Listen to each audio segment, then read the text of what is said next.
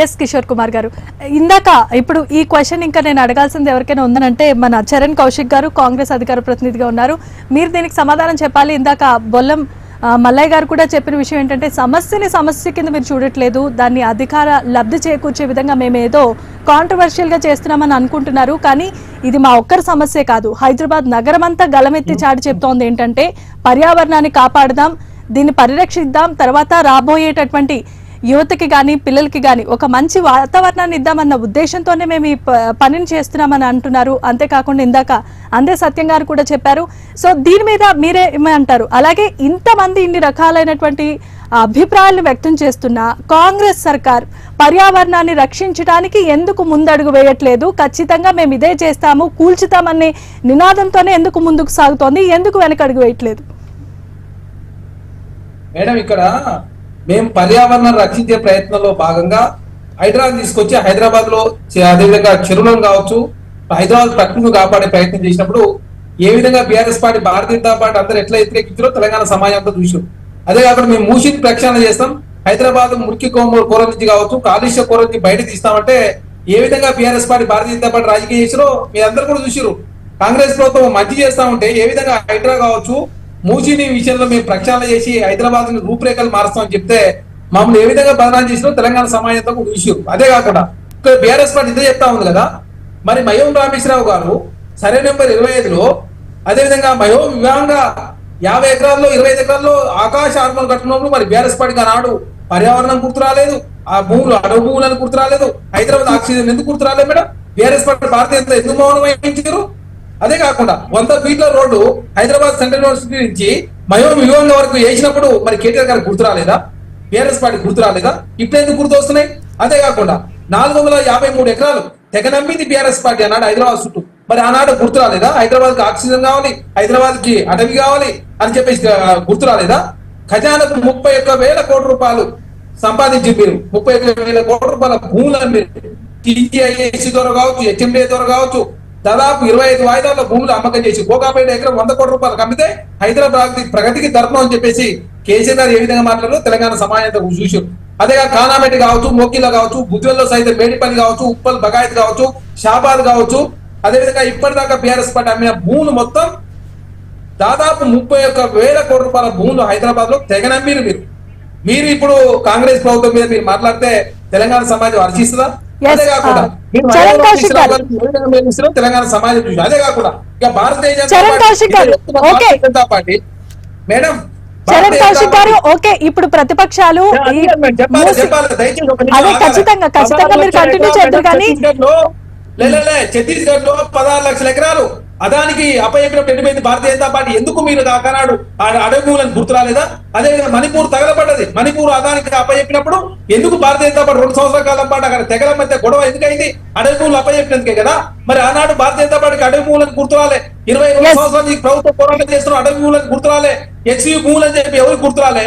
ఇప్పుడు మాత్రం అడవి భూములని, సెంట్రల్ యూనివర్సిటీ భూములని, లేకపోతే ప్రకృతికి ఆందోళన చెప్పేసి పెద్ద పెద్ద మాటలు మాట్లాడితే తెలంగాణ. చరణ్ కౌశిక్ గారు, సరే వారు చేసినవి, ప్రతిపక్షాలు చేసినవి తప్పులే అనుకుందాం, వాళ్ళంతా రాంగ్ స్టెప్స్ వేశారు. ఇప్పుడు అదే విధంగా మీరు కూడా ఇలాంటి పర్యావరణాన్ని నాశనం చేసే ఉద్దేశంతో బుల్డోజర్లు పెట్టి అలా మొత్తాన్ని చదును చేసేసి మీరు కూడా వాళ్ళు చేసిన బాటలోనే చేయడం అన్నది ఇది కరెక్ట్ అంటారా? ఇది మనం భావ్యమేనా మీకు? మేము హైదరాబాద్ ప్రకృతిని కాపాడే ప్రయత్నాల భాగంగా ఒక సాహసోపేత నిర్ణయం తీసుకుని హైదరా ద్వారా హైదరాబాద్ చెరువులు, రాక్స్ అన్ని రక్షించే ప్రయత్నం కాంగ్రెస్ ప్రభుత్వం చేస్తా ఉంది. మూసిని పునరుద్ధరించే ప్రయత్నాలు భాగంగా కాంగ్రెస్ ప్రభుత్వం ముందుకు పోతా ఉంది. భారతీయ జనతా పార్టీ మాత్రం నర్మదా నది ప్రక్షాళన చేసుకోవచ్చు, యమునా నది ప్రక్షాళన చేసుకోవచ్చు, గంగా నది ప్రక్షాళన చేసుకోవచ్చు. కానీ హైదరాబాద్ లో మూసిని ప్రక్షాళన చేస్తుందంటే భారతీయ జనతా పార్టీ కేంద్ర ప్రభుత్వం రూపాయి ఇవ్వలే. దానికి భారతీయ జనతా పార్టీ, బీఆర్ఎస్ పార్టీ సహకరించి తెలంగాణ రాష్ట్రంలో 10 సంవత్సరాల కాలం పాటు మూసిని పట్టించుకోలేదు. మీరు ఇప్పుడు తెలంగాణ రాష్ట్రంలో హైదరాబాద్ గురించి మాట్లాడితే తెలంగాణ సమాజం హర్షించరు. కాంగ్రెస్ ప్రభుత్వంకి ప్రకృతి మీద చిత్తశుద్ధి ఉంది కాబట్టి మేము హైదరాబాద్ తీసుకొచ్చిన మూసిని ప్రక్షాళన చేస్తాము. తెలంగాణ రాష్ట్రం ప్రతి యూనివర్సిటీకి కాంగ్రెస్ ప్రభుత్వం మాత్రం భూములు ఇచ్చింది తప్ప బీఆర్ఎస్ పార్టీ వచ్చిన తర్వాత వాళ్ళు ఇచ్చినట్టు భూములు ఎన్నో మేము లెక్క చెప్తానికి సిద్ధంగా ఉన్నాం. ఉస్మాన్ యూనివర్సిటీ తీసుకోండి, కాకతీయ యూనివర్సిటీ తీసుకోండి, మహాత్మా గాంధీ తీసుకోండి, పాలమూరు తీసుకోండి, శాతవరం తీసుకోండి, తెలంగాణ యూనివర్సిటీ తీసుకోండి, అదేవిధంగా ఇంజనీరింగ్ యూనివర్సిటీ, ఏ యూనివర్సిటీ హైదరాబాద్ సెంట్రల్ యూనివర్సిటీ కూడా ఆనాడు కాంగ్రెస్ ప్రభుత్వాలు మాత్రం ఇచ్చినాయి. విద్యార్థుల సంక్షేమం కోసం కాంగ్రెస్ ప్రభుత్వం ఎప్పుడు కూడా పనిచేస్తూ ఉంటది. అదేవిధంగా తెలంగాణ రాష్ట్రంలో స్కిల్ ఇంప్రూవ్మెంట్ కోసం కాంగ్రెస్ ప్రభుత్వం ప్రత్యేకమైన యూనివర్సిటీలు ఏర్పాటు చేసింది. అదేవిధంగా ప్రత్యేకమైనటువంటి ఒక విధానంతో ముందుకు పోతా ఉన్నాం. ప్రకృతి హాని జరిగే పనులు ఎక్కడ కూడా కాంగ్రెస్ ప్రభుత్వం చేయదు. టీజీఐఐసికి భూములు ట్రాన్స్ఫర్ చేసిన తర్వాత, ఏదైతే సెజ్ కంపెనీకి ఇచ్చిన తర్వాత మీరు ఇప్పుడు పెద్ద ఎత్తున గలాట క్రియేట్ చేసే తెలంగాణ సమాజం హర్షించదు. ఒక్కోసారి ఒక్కొక్క మాటలు మాట్లాడుతూ ఉన్నది భారతీయ జనతా పార్టీ బీఆర్ఎస్ పార్టీ. కాబట్టి మయో రామేశ్వరరావు వివాహ విషయంలో ఆనాడు ఎందుకు మౌనం వచ్చినో ఫస్ట్ దానికి సమాధానం చెప్పిన తర్వాత నాలుగు మీద ఏదైతే కేటీఆర్ గారు ఫామ్ హౌస్ నిర్మించుకున్నాడు, జన్వాడ 3 లక్షల ఎకరాల్లో త్రిపులోద్యమం ఎత్తేసిన మీరు ప్రకృతి మాట్లాడు బీఆర్ఎస్ పార్టీ తెలంగాణ సమాజం హర్షించరు. ఎందుకు 3 లక్షల ఎకరాల్లో త్రిపులోద్యమం ఎత్తేసినప్పుడు ఎందుకు భారతీయ జనతా పార్టీ మాట్లాడలేదు? ఎందుకు బీఆర్ఎస్ పార్టీ తెలంగాణ నిర్మించుకున్న BRS party Bharatiya Janata party ఎందుకు మాట్లాడలేదు? 3 లక్షల ఎకరాల్లో త్రిపులోద్యమం ఎత్తేసినప్పుడు ఎందుకు ప్రకృతి గురించి BRS party Bharatiya Janata party ఎందుకు మాట్లాడలేదు? ఈ సోకాలు లీడర్లు ఎందుకు మాట్లాడలేదు? సమాధానం చెప్పాలా? మేమందరూ సమాధానం చెప్తారు సిద్ధంగా ఉన్నాం. 3 లక్షల ఎకరాల్లో 10% మాత్రం కన్స్ట్రక్షన్ చేయాల్సినటువంటి భూములలో 100% కన్స్ట్రక్షన్ చేయండి అని చెప్పేసి ప్రభుత్వము జీవో ఇస్తే ఆనాడు కాంగ్రెస్ పార్టీ పోరాటం చేస్తే మా మీద కేసులు పెట్టి జైల్లో పంపించారు. కానీ ఇప్పుడు ఏదో ప్రకృతి మీద బీఆర్ఎస్ పార్టీ ప్రేమ ఉందని చెప్పి మాట్లాడుతూ ఉన్నారు కదా. మొదటగా త్రిపులోద్యమం మీద మాట్లాడాలా? కేటీఆర్ గారు ఏదైతే జనవాడలో నిర్మించుకున్నటువంటి పిరంగి నాల మీద నిర్మించుకున్న ఫామ్ హౌస్ మీద మాట్లాడాలా? అదే కాకుండా ఎందుకు తెలంగాణ రాష్ట్రంలో ఈ 1000 ఎకరాలు ఎందుకు మీరు కేసీఆర్ గారు సమాధానం చెప్పిన తర్వాత ఈ హైదరాబాద్ గురించి మాట్లాడితే తెలంగాణ సమాజం హర్షిస్తారు. ఇవన్నీ సమాధానం చెప్పాలి కదా. ఎస్ కౌశిక్ గారు, సరే వారు చేసినవన్నీ వాదోపవాదనలే కానీ, తర్వాత వారు అంతకు ముందు చేసిన పరిపాలనలో చేసినటువంటి పనులే కానీ, వాటిని మీరు ఇప్పుడు దానికి సంబంధించి ఆందోళన చేశారు, అరెస్టులు చేశారని చెప్పి అంటున్నారు. మీరు కూడా మొన్నటి వరకు చేసినటువంటి బుల్డోజర్లు చదును చేసే పనిలో భాగంగా మీరు చేసినటువంటి పనుల వల్ల కొన్ని వన్యప్రాణులు అయితే పరుగులు పెట్టినటువంటి విజువల్స్ మనం చూస్తూ ఉన్నాము. మీరు అదే విధంగా చేస్తూ ఉన్నారు. అరెస్టులు కూడా చాలా మంది విద్యార్థులు చేసినటువంటి పరిస్థితి కోకొల్లలుగా ఉంటూ ఉన్నాయి. అంటే వారు చేశారు కాబట్టి మేము చేసిన దాంట్లో తప్పేముందని మీరు సమర్థించుకుంటున్నారా? ఇది భావమేనా?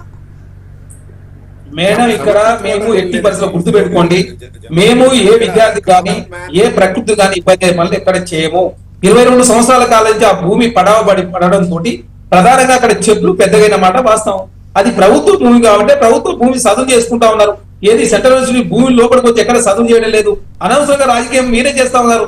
కాంగ్రెస్ ప్రభుత్వం ఒక సాహసోపేత నిర్ణయం తీసుకొని ముందుకు పోతున్నప్పుడు మీరు ప్రతిదాన్ని అడ్డుకునే ప్రయత్నం మీరు చేస్తా ఉన్నారు. ఇప్పుడు ఎందుకు మీరు గలాట క్రియేట్ చేస్తా ఉన్నారంటే, కాంగ్రెస్ ప్రభుత్వం తెలంగాణ రాష్ట్రంలో సమగ్ర కుటుంబ సర్వే చేసి 42% బీసీలు రిజర్వేషన్ ఇవ్వాలని చెప్పేసి ఢిల్లీ జంతర్ మంత్ర వేదికగా కేంద్ర ప్రభుత్వం మీద సమరశంకారం పూరిస్తున్నందుకు ఆ ఇష్యూ డైవర్ట్ చేయడం కోసం మాత్రమే BRS party Bharatiya Janata party ఈ సెంట్రల్ యూనివర్సిటీ అంశాన్ని పెద్దగా చేపించి తెలంగాణ రాష్ట్రంలో కాంగ్రెస్ ప్రభుత్వం మీద బదనాం చేసే ప్రయత్నం మీరు దయచేసి చేస్తా ఉన్నారు. ఖచ్చితంగా తెలంగాణ సమాజం అంతా గమనిస్తా ఉంది. భారతీయ జనతా పార్టీ ఏ విధంగా తెలంగాణ రాష్ట్రంలో ఫారెస్ట్ భూములు కావచ్చు, అదేవిధంగా